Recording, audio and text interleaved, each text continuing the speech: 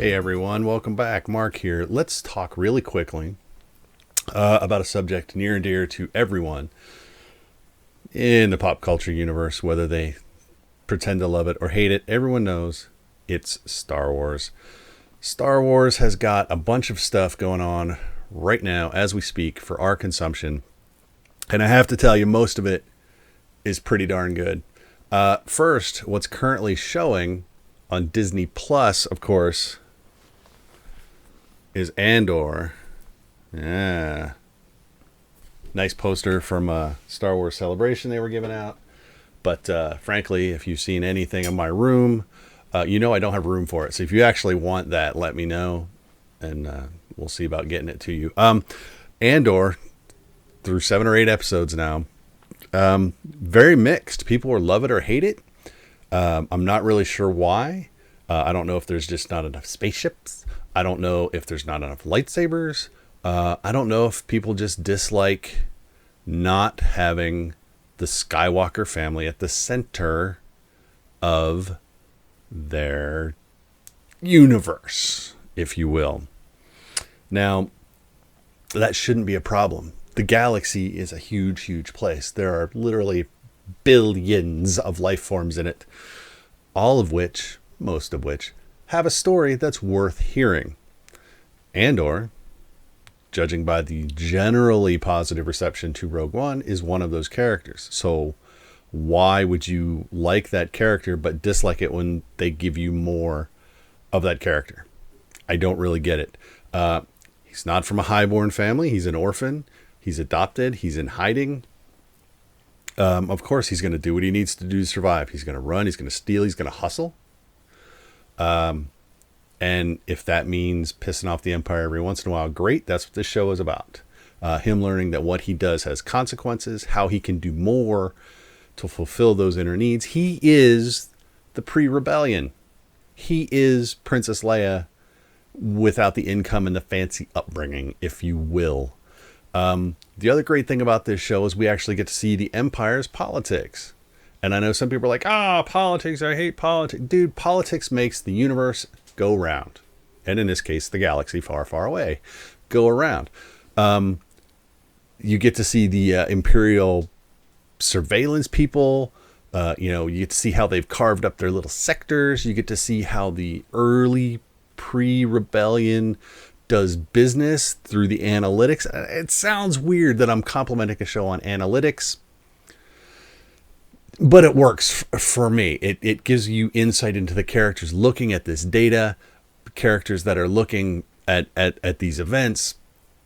And I love that stuff because you inevitably get what is known in any business environment as fiefdom building, and all of these little white uniformed asshats sitting around the table have all built their little fiefdoms, and they're all going to protect them, even at the cost of the larger kingdom, if they're not careful. And then we have our new person on the council, happens to be a female, happens to be the only female. Some people seem to have a problem with that. I don't care as long as she's written good. She's smart. She's driven. She's also restrained. She is not just intellectually smart. She's emotionally smart. She knows how the other people work, how they play the game, and she learns those rules and she starts playing by those rules. And more importantly, she actually,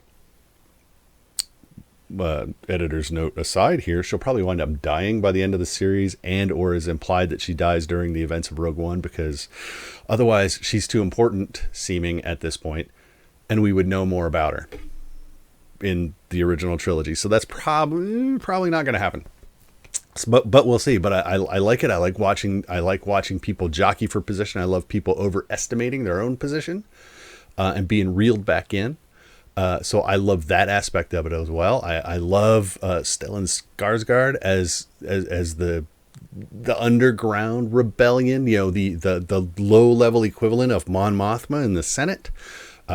Genevieve O'Reilly's playing a great Mon Mothma. There's literally nothing to complain about with this show. So I don't know why people still have problems with Andor. I really, really don't. I don't know if it's just hangover from previous Disney Star Wars efforts. I don't know. I don't get it. I don't care. I'm watching, and it's good, and you should be watching too. Now, while we're talking about Star Wars, I just finished this book, Star Wars: The High Republic, Light of the Jedi by Charles Soule. This was the first of the High Republic projects, I believe. And I got it for free at Star Wars Celebration when I bought the next book I'm going to talk about real quick.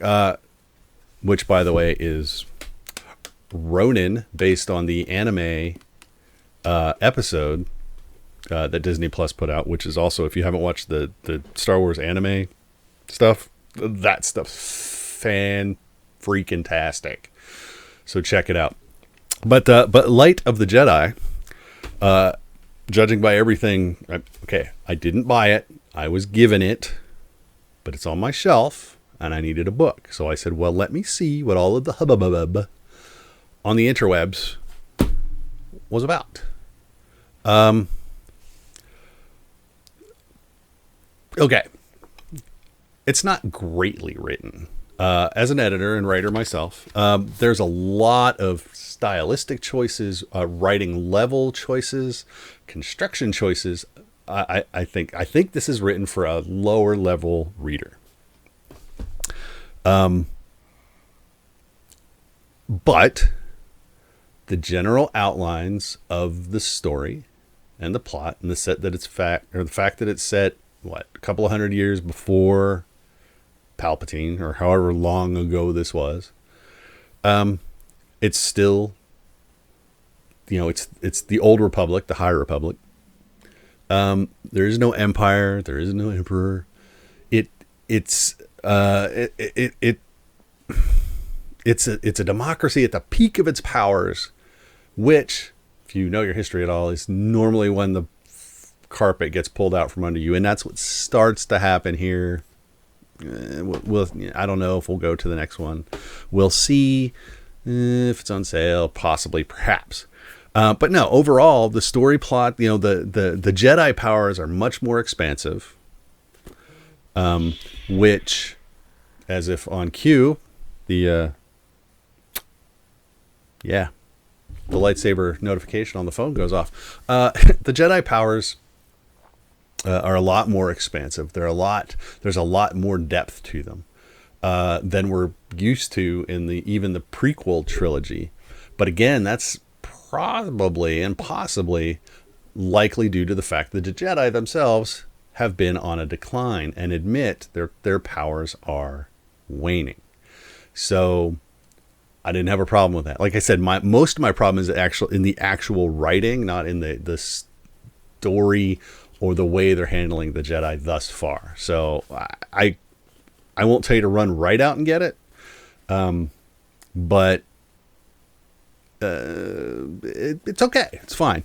Ronin, on the other hand, we're not through yet, as you can see by the very little bit that I've gotten through so far. It starts with the episode, if you've watched those, and then it continues on. So it's cool. It's this dark, gritty stuff that you got in the anime series episode of Ronin, and so far I love it. I love what's going on, even if I don't understand it all, and I don't understand it all because my protagonist does not understand it all. And once he does, he'll explain it to me, and then I will be like, okay, because right now I'm just acting in the theory of a lot of stuff. So we'll see. Star Wars is not in a super pit right now. Cinematically, they may be. People have had problems with the last few outings. That sequel trilogy still sticks in the craw of so many fans, mine included. But there are products out there. There is one that's going to hit Disney Plus this week, on tomorrow, actually, the 26th. And that would be Star Wars Tales of the Jedi. 6 episodes, shorts. So kind of like Ronin, traditional or conventional animation. It's very reminiscent of the Clone Wars series, but that's probably because they have all of those rights and all those character images, and it's really easy for them to do. Dave Filoni, I believe, wrote 4 or 5 of the 6 episodes. So he's, if you like what he did with that, you're going to be happy here. Now, I can say, without spoiling anything, that it's not quite what I had expected going in. I had expected like 6 episodes, 6 different Jedi spread out across the galaxy doing things. Now, maybe those things served a higher purpose and linked at the end. This feels more like an hour and 20-minute movie cut up into 6 bite-sized spots that fills in gaps between pre-Phantom Menace all the way through the Clone Wars series. So it's not necessarily Jedi tales. They all focus on the Jedi, but there's a very distinct, and I don't want to spoil it. There's a very distinct character line through here, and so that was the only weakness. But they are really cool to watch. They're well done. They're good, but the series as a whole is not what I was expecting going in. But the series as is very entertaining, so check it out. So I just needed to get some Star Wars garbage off my chest. It's been sitting here just eating me up for a while, because if you get on social media, you see so much and it drives you insane.